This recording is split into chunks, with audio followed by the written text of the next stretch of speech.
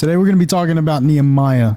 This dude wasn't a warrior, he wasn't a pastor, he wasn't a prophet, he was a cupbearer to the king, aka professional wine sipper.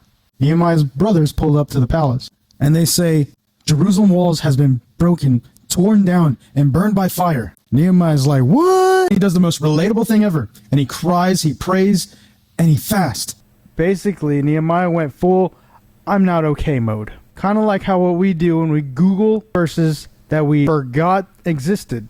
Nehemiah wept and fasted, and he goes to work, and the king asked him, why do you look so down? Nehemiah panics, and he shoots his shot anyway. Here's what's going on.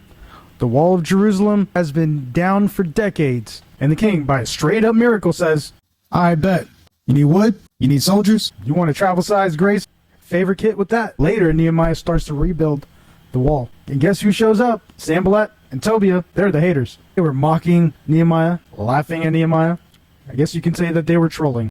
And Nehemiah says, I'm doing a great work, and I cannot come down. That line alone is a whole sermon. They threw distractions. They threw hatred. They threw lies.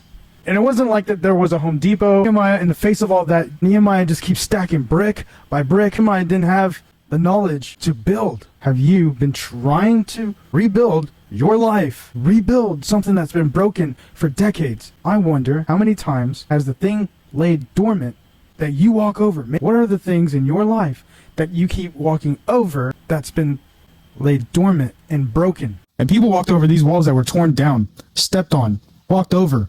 Sounds familiar? You tried to rebuild and life happens. Got a little bit of hope and someone killed it. You picked up your first brick and discouragement came. Just like Jerusalem, you've been living in ruins, calling it normal.